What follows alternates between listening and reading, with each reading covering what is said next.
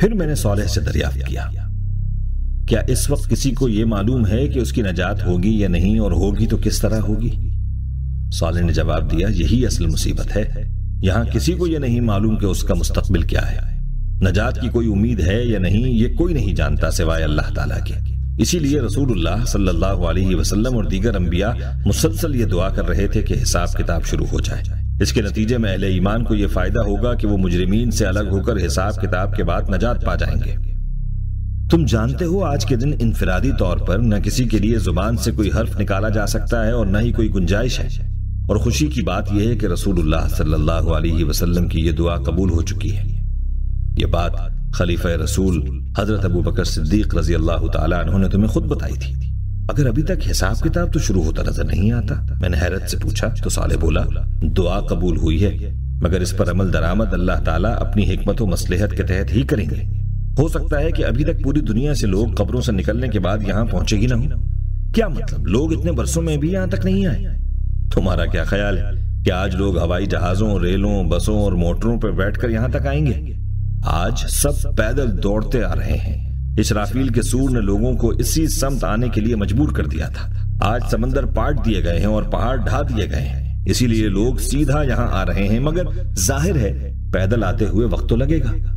अलबत्ता सालिहीन के साथ फरिश्ते थे जो उन्हें फौरन यहां ले आए। बहरहाल जब तक हिसाब किताब शुरू नहीं होता हम यहां मौजूद लोगों के अहवाल देख लेते हैं। वैसे शायद तुम इसी मकसद के लिए यहां आए थे। साले ने ये अल्फाज कहे और मेरे जवाब का इंतजार किए बगैर मेरा हाथ थामे आगे बढ़ने लगा। उस वक्त शदीद गर्मी से चेहरे तप रहे थे, हर तरफ गर्दो गुबार उड़ रहा था। लोग गुरूहों की शक्ल में और तन तनहा उधर से इधर, इधर से उधर परेशान घूम रहे थे। मेरी मुतलाशी नजरें अपनी किसी शनासा को ढूंढ रही थी, मगर कोई शनासा सूरत नजर नहीं आ रही थी। अचानक एक तरफ से एक लड़की नुमुदार हुई और कबल इसके कि मैं उसकी शक्ल देख पाता वो मेरे कदमों पर गिरकर बेबसी से रोने लगी। मैंने कदरे परेशानी से साले की सब देखा। उसने सपाट लहजे में लड़की से कहा, खड़ी हो जाओ। उसके लहजे में न जाने क्या था कि मेरी रीढ़ की हड्डी में सनसनाहट होने लगी। लड़की भी सहम कर खड़ी हो गई। मैंने उसका चेहरा देखा। यह चेहरा खौफ, अंदेशे और गम के सायों से स्याह पड़ चुका था। चेहरे और बालों पर मिट्टी पड़ी हुई थी। प्यास के मारे होंठों पर पपड़ियां जमी हुई थी और वहशत ज़दा आंखों में खौफ और दहशत का रंग छाया हुआ था। कर्ब की एक लहर मेरे वजूद के अंदर उतर गई। मैंने उस चेहरे को जब पहली दफा देखा था तो बेसाख्ता चश्मे बदूर कहा था। गोरा रंग, खड़ा खड़ा नाक नक्शा, किताबी चेहरा, गुलाबी होंठ, नीली आंखें और गहरे स्याह बाल। खुदा ने उस चेहरे को कुदरती हुस्न से इस तरह नवाजा था कि जेबो जीनत की उसे हाजत न थी। मगर आज ये चेहरा बिल्कुल बदल चुका था। माजी का जमाल रोजे हश्र के हुस्न मलाल की तह में कहीं दफन हो चुका था। सरापा हसरत, सरापा वहशत, सरापा अजियत और मुजस्सम नदामत। ये वजूद किसी और का नहीं, मेरे चहीते बेटे जमशेद की बीवी और अपनी बड़ी बहू हुमा का था, जो हसरत और यास की एक जिंदा तस्वीर बनकर मेरे सामने खड़ी थी। अब्बू जी मुझे बचा लीजिए, मैं बहुत तकलीफ में हूं। यहां का माहौल मुझे मार डालेगा। मैंने सारी जिंदगी कोई तकलीफ नहीं देखी, मगर लगता है कि अब मेरी जिंदगी में कोई आसानी नहीं आएगी। अल्लाह के वास्ते मुझ पर रहम कीजिए, आप अल्लाह के बहुत महबूब बंदे हैं, मुझे बचा लीजिए। ये कहते हुए हुमा हिचकियां लेकर रोने लगी। जमशेद कहाँ है? मैंने डूबते हुए लहजे में दरियाफ्त किया। वो यहीं थे, वो भी आपको ढूंढ रहे हैं, मगर ये इतनी बड़ी जगह है और इतने सारे लोग हैं कि किसी को ढूंढना नामुमकिन है। उनका हाल भी बहुत बुरा है, वो मुझसे बहुत नाराज है। उन्होंने मिलते ही मुझे थप्पड़ मारकर कहा कि तुम्हारी वजह से मैं बर्बाद हो गया। अब्बू मैं बहुत बुरी हूं, मैं खुद भी तबाह हो गई और अपने खानदान को भी बर्बाद कर दिया। प्लीज मुझे माफ कर दे और मुझे बचा ले। अल्लाह का अजाब बहुत खौफनाक है, मैं उसे बर्दाश्त नहीं कर सकती।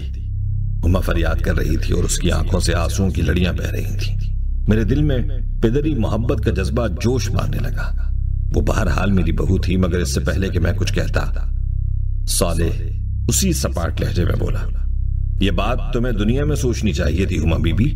आज तुम्हारी अक्ल ठिकाने आ गई है, मगर याद है दुनिया में तुम क्या थी? तुम्हें शायद याद ना आए, मैं याद दिलाता हूं। ये कहते हुए सारे ने इशारा किया और यकलख्त एक मंजर सामने नजर आने लगा। ये जमशेद और हुमा का कमरा था। मुझे लगा मेरे इर्द गिर्द का माहौल गायब हो चुका है और मैं इसी कमरे में इन दोनों के हमरा मौजूद हूं और बराह रास्त सब कुछ देख और सुन रहा हूं। जमशेद, अब मैं इस मुल्क में नहीं रह सकती। हमें किसी वेस्टर्न कंट्री में शिफ्ट हो जाना चाहिए। ड्रेसिंग टेबल के सामने बैठी हुई हुमा ने अपने कटे हुए बालों को ब्रश करते हुए कहा। जमशेद बेड पर लेटा टीवी देख रहा था। उसने कोई जवाब नहीं दिया।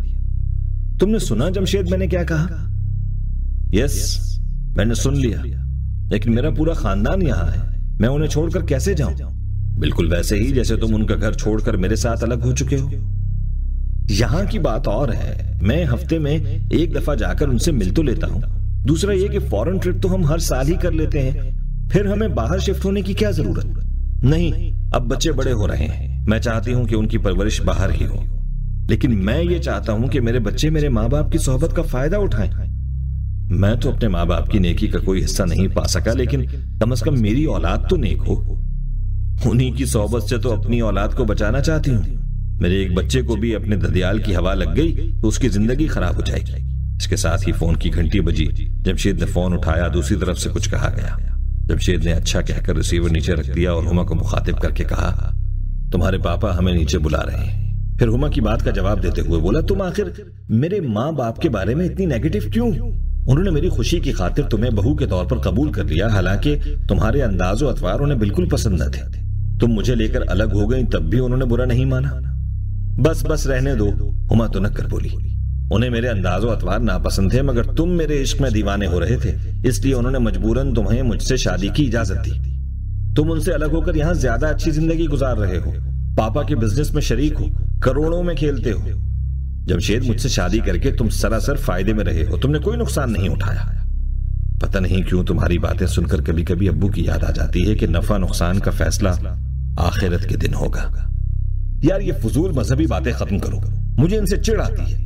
कोई कयामत वगैरह नहीं आनी, लाखों बरस से दुनिया का सिस्टम ऐसे ही चल रहा है। If you are smart, powerful and wealthy, you are the winner. All others are losers and idiots. And you know this judgement day talk is nothing but rubbish. वैसे फॉर योर काइंड इंफॉर्मेशन, मेरे पापा ने अपने पीर साहब से यह guarantee ले रखी है कि कयामत में वो इन्हें बख्शवा देंगे। उनको बहुत पैसा देते हैं मेरे पापा। हाँ, हम जिस तरह नाजायज मुनाफाखोरी, कानून की खिलाफ वर्जी और दीगर हराम जराए से पैसा कमाते हैं, उसको कहीं तो पाक करना होगा।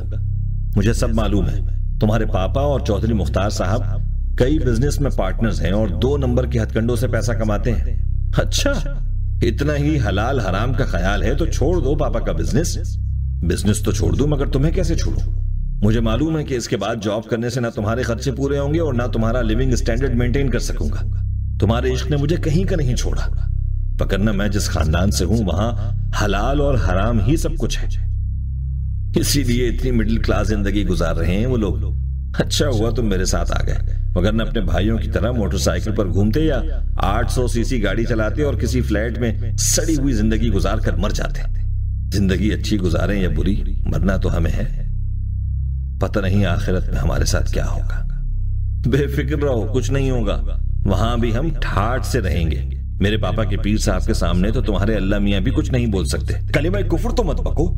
और अल्लाह मेरा कहां रहा है? जब मैं अल्लाह का नहीं रहा तो वो मेरा कैसे रहेगा? ये जुमला कहते हुए जमशेद का लहजा भर आ गया और उसकी आंखों में नमी आ गई, मगर हुमा उसके बहते हुए आंसुओं को नहीं देख सकी। उसका सारा ध्यान आईने की तरफ था। अब वो अपने मेकअप से फारिग हो चुकी थी, इसलिए ड्रेसिंग टेबल के सामने से उठते हुए बोली, अच्छा छोड़ो ये फजूल बातें, नीचे चलो, पापा इंतजार कर रहे होंगे। साले ने दोबारा इशारा किया और मंजर खत्म हो गया, लेकिन साथ ही हुमा की हर उम्मीद को भी खत्म कर गया। साले ने उसी सफाक और कातिल लहजे में सख्ती के साथ कहा, तुमने देखा, तुम्हारी जबान से निकला हुआ एक एक लफ्ज रिकॉर्ड कर लिया गया है। तो जाओ हुमा बीबी, अपने पीर साहब को ढूंढो जो तुम्हें बख्शवा सकते हैं और जिनके सामने अल्लाह ताला भी। साले ने जुमला तो अधूरा छोड़ दिया, मगर हुमा के अल्फाज दोहराते वक्त उसके लहजे में जो गज़ब आ गया था, उससे मैं खुद हिल कर रह गया। हुमा भी बुरी तरह खौफजदा हो गई। इससे पहले कि साले कुछ कहता, वो रोती चीखती हुई वहां से भाग गई। इस मंजर में जमशेद को देखकर मेरी हालत फिर डामाडोल हो चुकी थी। जाहिर है कि हुमा की तरह वो भी इस सख्तियों भरे मैदान में परेशान हाल फिर रहा होगा। मैं सोच रहा था कि जमशेद इसी हाल में मेरे सामने आ गया तो क्या करूंगा। मैं इसी सोच में गलता था कि साले ने मेरी कमर थपथपा कर कहा, आओ चलते हैं।